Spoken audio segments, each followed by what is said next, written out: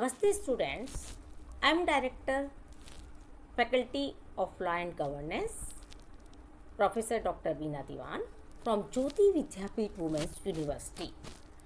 Today's our topic is how are arbitral proceeding conducting.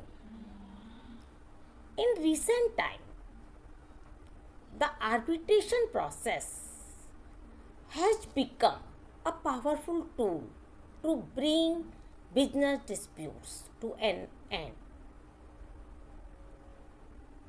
The Arbitration and Conciliation Act 1996 was enacted to consolidate, codify, and amend the laws pertaining to domestic as well as international commercial arbitration and enforcement of foreign awards. The Act also codified laws related to conciliation and connected matters. The Act ensures party autonomy and confidently in the matters of arbitration. Clear? अब important pre रिक्विसाइट्स क्या होंगे इसके लिए? Number 1, arbitration agreement. The requirements of an arbitration agreement are provided under section 7 of the Act. The arbitration agreement must be in writing and duly signed by the parties. The arbitration agreement can be in the form of an arbitration clause in a contract or in the form of a separate agreement. एक case लेंगे हम इसमें PAG Raju versus PVG Raju. ये 2000 का case है, 2000 का, supreme court 1886. इसमें the honourable supreme court held the arbitration agreement is not a prerequisite for arbitration. If one party applies to the court to get a matter referred to arbitration and if the other party does not object, then there is no bar on the court in referring the party to the arbitration. Parties are allowed to go for arbitration. The important requirement is in the consensus of parties. In the case of Bihar State Mineral Development Corporation and Encon Builders Private Limited, AIR 2003, Supreme Court 3688. In this case, इस case के अंदर क्या कहा गया? इस case में कहा गया कि the court laid down the essential documents of an arbitration agreement which are as follows. Number 1, existence of present और possibility of future differences.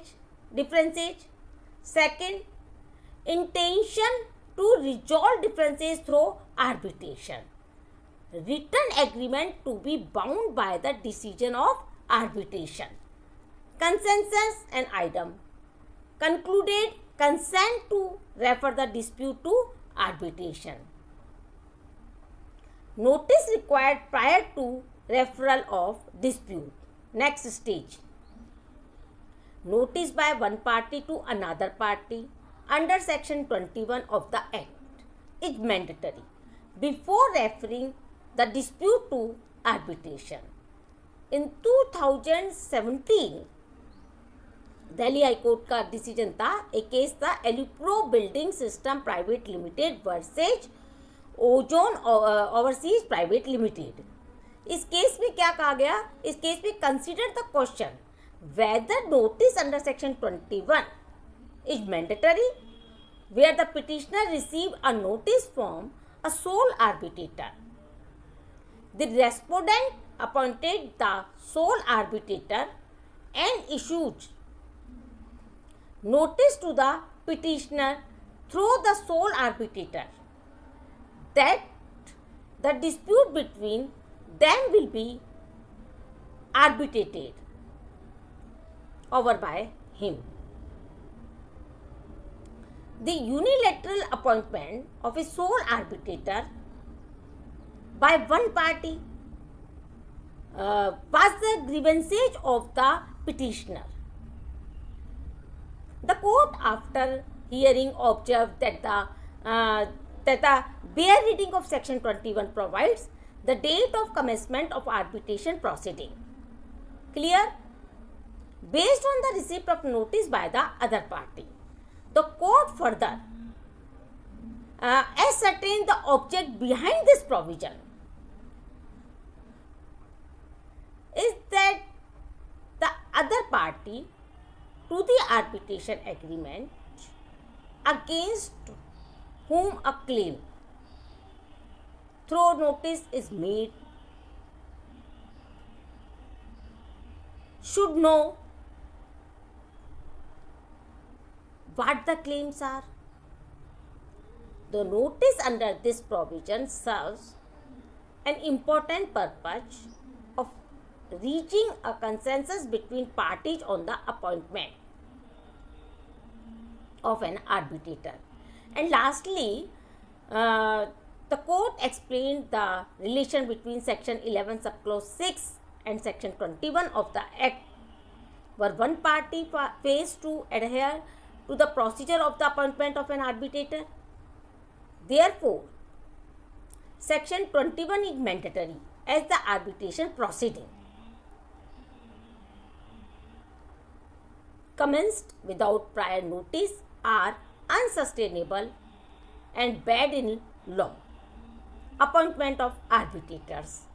One of the advantage of arbitration is that it allows parties to an arbitration agreement to submit a dispute to judges of their own choice under section 10 of the act. The parties are free to determine any odd number of arbitrators. Parties free है, वो पर रखेगी हमेशा उसमें odd number में. In cases where the parties fail to determine the number of arbitrators, the arbiter tribunal shall consist of a sole arbitrator. Clear? Under section 11 of the act, the parties are free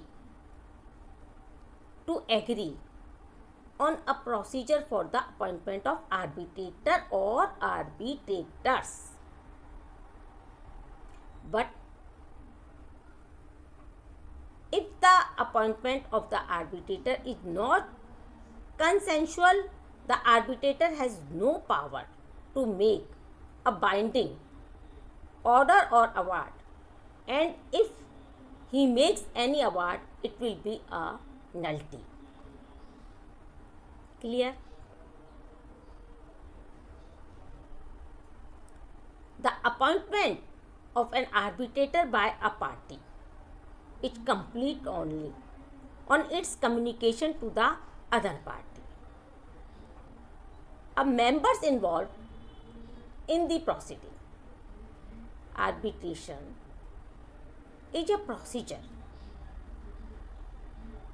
in which a dispute is submitted by agreement of the parties to an arbitrator or to a tribunal of several arbitrators who give a decision on the dispute that is binding on the parties.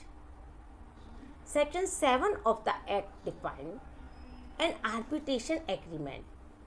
It is an agreement by the parties to submit to a arbitration all of certain dispute which have arisen or which may arise between them in respect of a defined legal relationship. The parties to the arbitration agreement under section 10 of the Act are free to determine the number of arbitrators, but such number shall not be an even number. पर वो even number में नहीं होनी चाहिए. Right? Next, arbitration proceeding. Arbitration proceeding.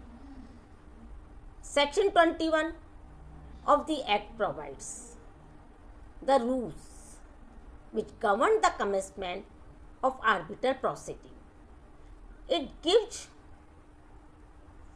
freedom to the parties to agree and determine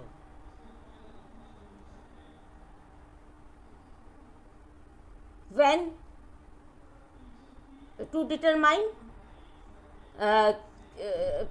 which government the commencement of arbitral proceeding, but the absence of such an agreement when the arbitration proceeding can officially commence, but in the absence of such an agreement or were the parties fail to arrive at an agreement, the arbitral proceeding can commence when one party issue a notice to the other party in writing showing its intention to refer the dispute to arbitration. So, in respect of a particular dispute, the arbitral proceeding commences on the date on which a request for that dispute to be referred to arbitration is received by the other party. In order to determine the date of receipt, the provision of section 3 of the Act must be looked. Clear? So, section 19 of the Act recognizes the right of the parties to agree on the procedural rules which are applicable in conducting the arbitral proceeding. This provision establishes the procedural autonomy of the parties. When the parties fail to agree on a procedure or frame the procedure, it grants the arbitral tribunal a wide range of discretionary powers to frame the arbitral proceeding. The Act does not prescribe any default rules regulating the arbitral proceeding. This provision also provides that the application of the CPC 1908 of the Evidence Act 1872, the arbitral proceeding also at the discretion of the parties. Is it clear? So guys, the topic is completed. Now, I hope you all have understood this topic. I will tell you some important question regarding this topic, which will beneficial for your examination purpose. Please write down. Question number 1. How are arbitral proceeding conducting? Explain.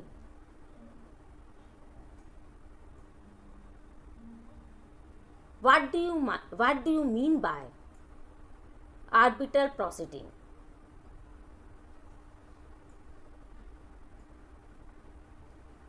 Define how arbitral proceeding conducting.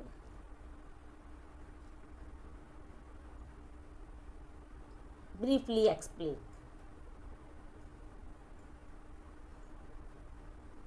If you have the session is over.